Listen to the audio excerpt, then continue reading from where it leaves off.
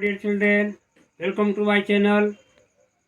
बच्चों, यदि आप मेरा यह वीडियो पहली बार देख रहे हैं तो आप अवश्य ही उसे सब्सक्राइब करेंगे, लाइक करेंगे, अपने दोस्तों के साथ शेयर करेंगे। अगर मान लीजिए कि आप इसे पहले भी देख चुके हैं तो लाइक करना तो आपका फर्ज बनता है। आज की क्लास में हम आपको बताने वाले हैं कि मॉडल ऑक्सिलरी वर्ब और प्राइमरी ऑक्सिलरी वर्ब में क्या अंतर है, कैसे हम पहचानते हैं कि ये मॉडल वर्ब है, ये ऑक्सिलरी वर्ब है। इस चीज़ को हम आज बिल्कुल ही आपको विस्तार से क्लियर करने वाले हैं।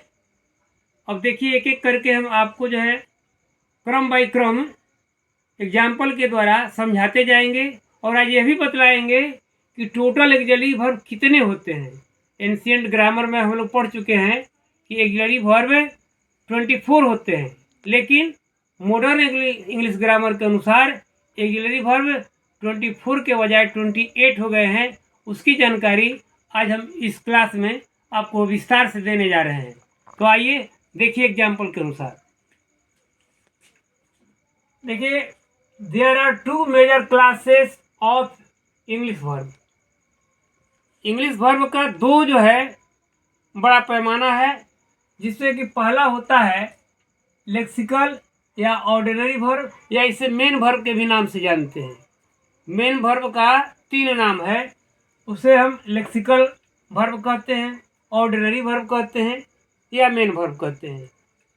दूसरी बात है कि मेन वर्ब का जो प्रयोग होता है वह मुख्य क्रिया के रूप में होता है, और मुख्य जो क्रिया है मेन वर्ब है उसका 5 फॉर्म होता है। यहाँ एग्जाम्पल से हम आपको समझा दिए हैं V1, V2, V3, V4, V5, ये मेन वर्ब का फॉर्म है।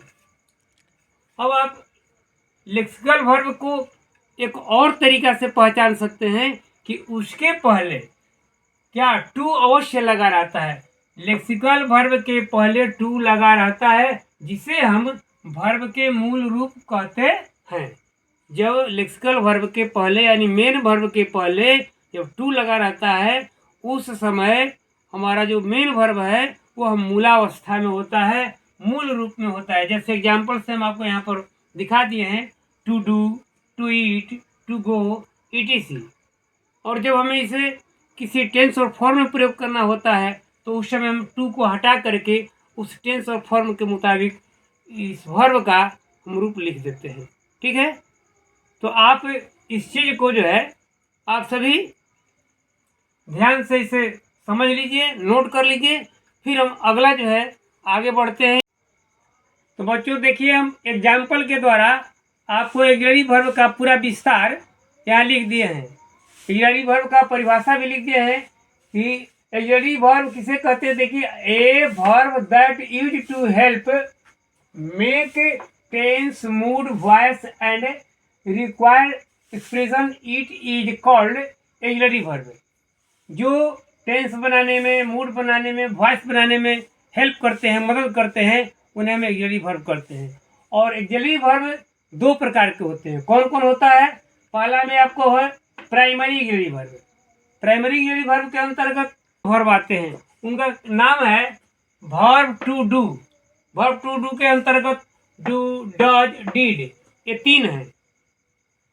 नंबर 2 है वर्ब टू हैव, इसके अंतर्गत हैज, हैव, हैड और हैविंग, ये 4 होते हैं संख्या में। नंबर 3 में है वर्ब टू बी, इसे is, am, are, was, were, be, been, being, ये आते हैं, इनकी संख्या 8 है।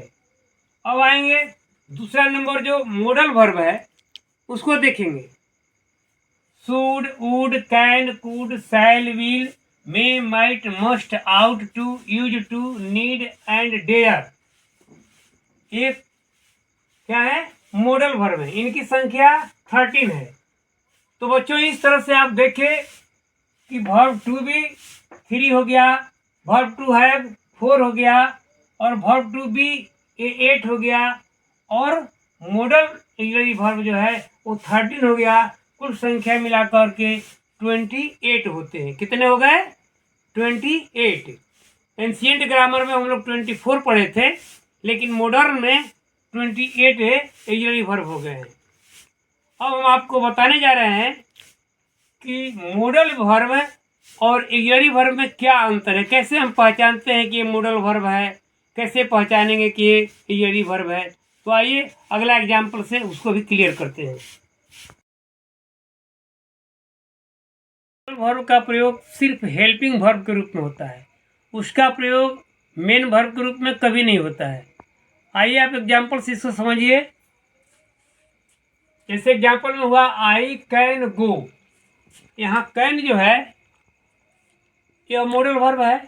He will help you, will जो है ये भी मॉडल वर्ब है, ये हेल्पिंग वर्ब का काम कर रहा है। इनका V1 V2 V3 V4 V5 form ये नहीं होता है, ये मॉडल वर्ब है, ये हमेशा हेल्पिंग वर्ब का काम करते हैं, कभी भी मेन वर्ब का काम नहीं करते हैं।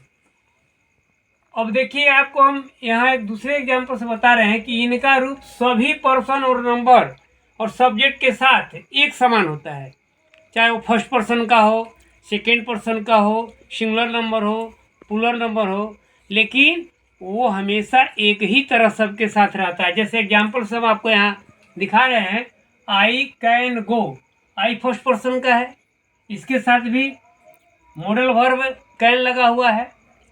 वी कैन रीड, वी के साथ भी मॉडल वर्ब कैन ही आया है। He can go, he third person singular number का है, फिर भी इसके साथ कैन आया है।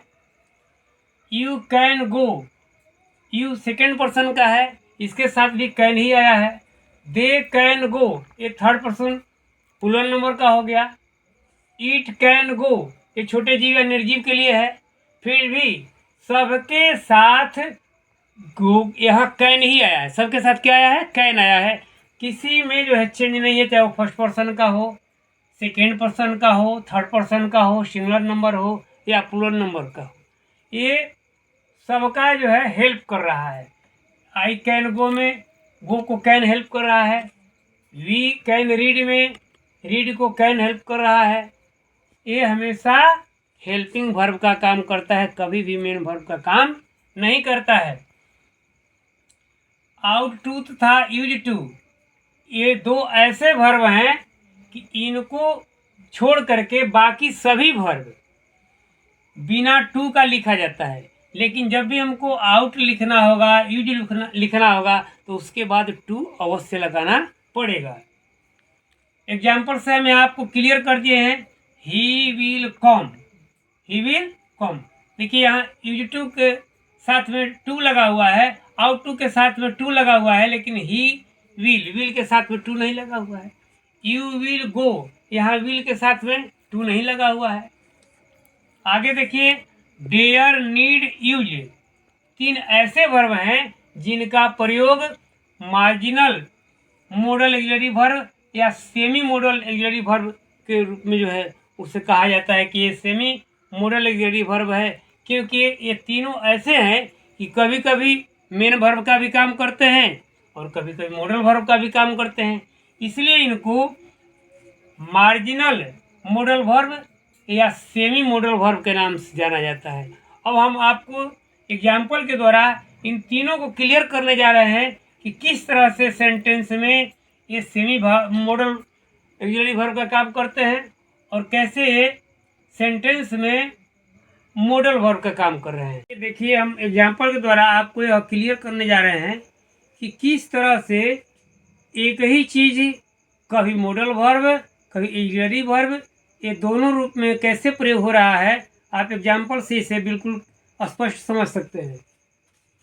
देखिए यहाँ दिया हुआ है कि ही नीड्स माई हेल्प, इसमें नीड्स आया है, नीड इसमें मेन वर्ब का काम कर रहा है, क्योंकि ही नीड्स उसे ज़रूरत है, क्या चीज़ का, माई हेल्प, मेरी मदद की उसे ज़रूरत है।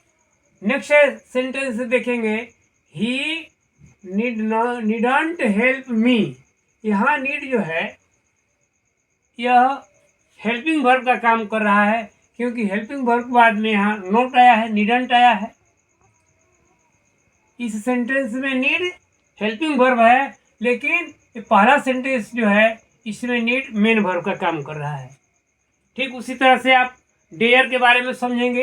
ही डेयर नॉट गो देयर, यहाँ डेयर के बाद में नॉट लगा हुआ है।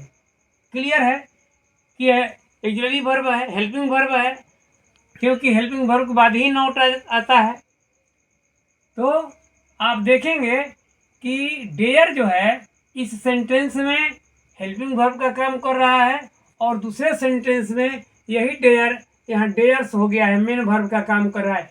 ही डेयर्स टू गो देयर, यहाँ लिखा हुआ है नीचे मेन वर्ब, यहाँ लिख दिए हैं हेल्पिंग वर्ब, जिससे कि आपको समझने में कोई कठिनाई ना हो। अब एक एक्सेप्शन है, अपवाद में देखेंगे।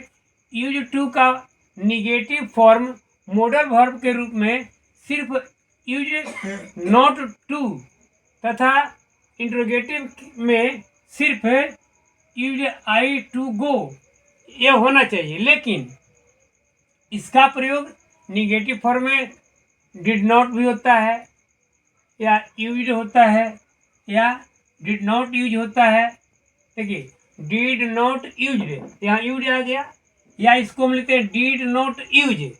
देखिए यहाँ हमको होना चाहिए यूज नॉट, लेकिन यूज नॉट के जगह पर कभी कभी यह डिड नॉट भी लिखा जाता है। इसी प्रकार इंट्रोगेटिव फॉर्म में भी हम देखेंगे कि जहाँ हमको यूज लिखना था यूज आई टू गो, वहाँ लिखा हुआ है डिड आई यूज टू।